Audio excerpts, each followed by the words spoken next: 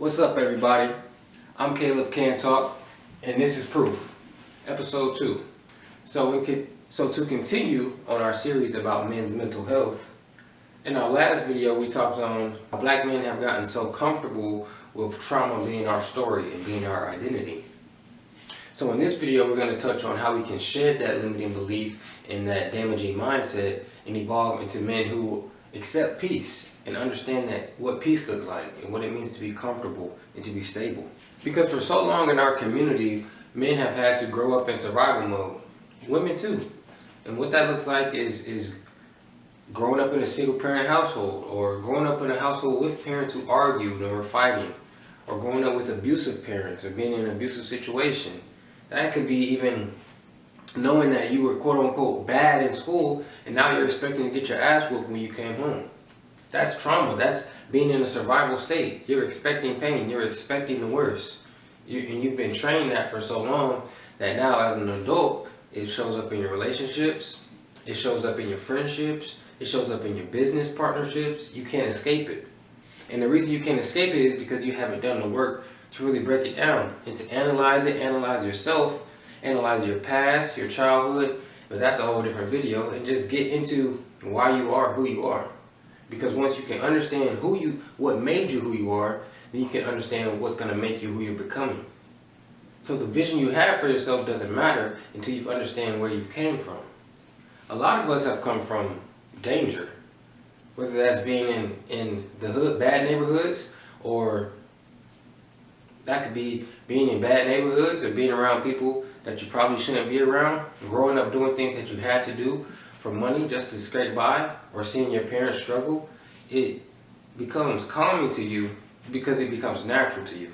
Once danger becomes natural, once being in a high adrenaline state becomes natural to you, now it's so difficult for you later in life to transition into a peaceful, calm person who's no longer in survival mode, but instead able to just thrive and survive at peace.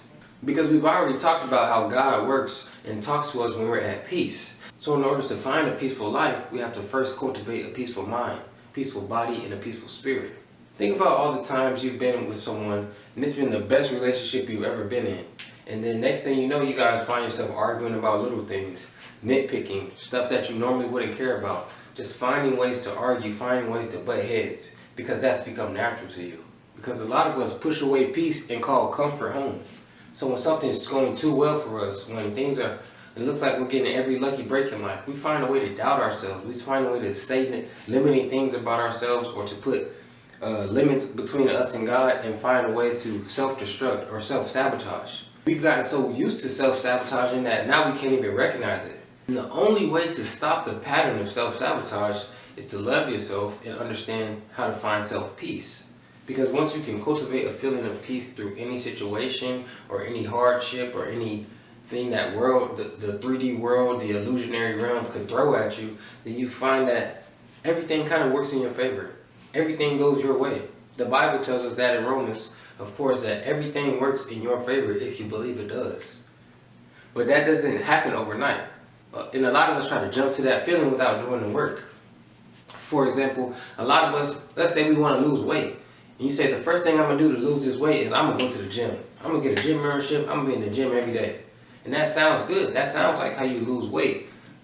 But in reality, losing weight is something that reflects in the 3D world or the exterior world. And nothing can be given to you on earth unless it is first given to you with heaven.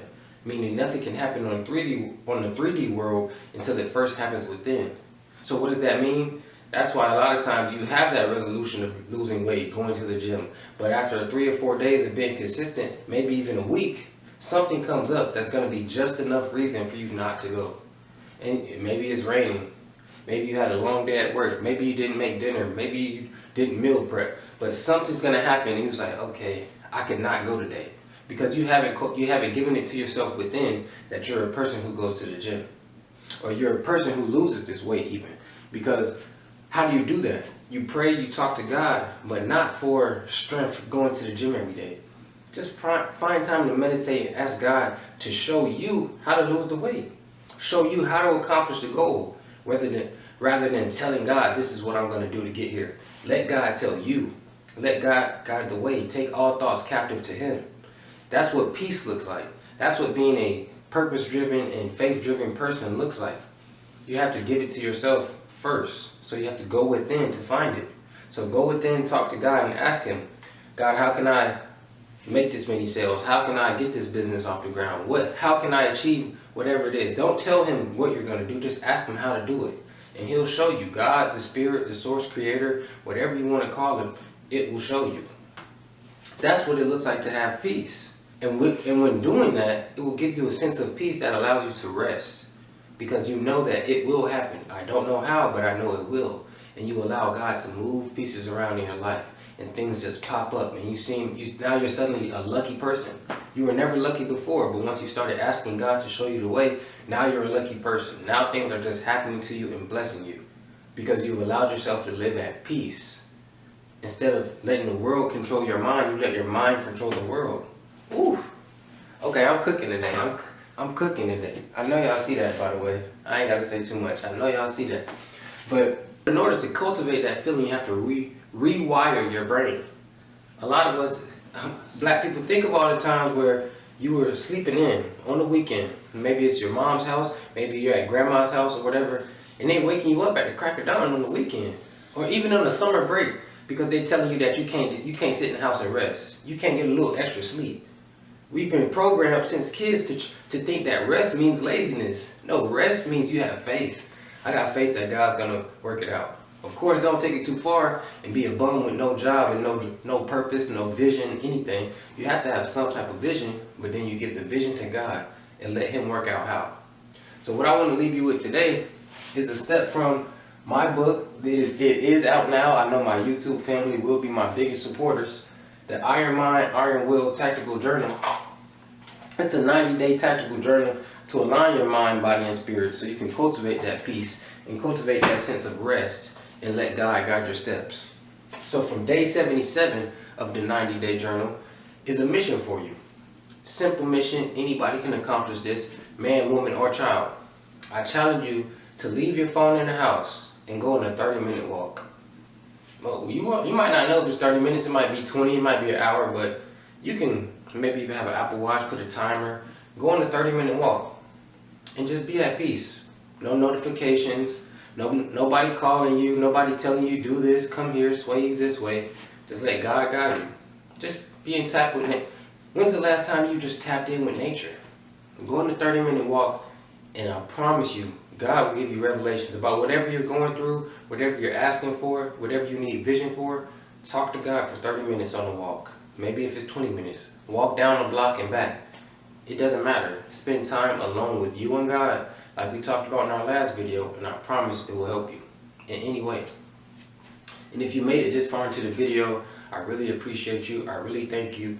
And you're probably a masculine man trying to find the discipline to guide his life, be a better black man, and lead the next generation.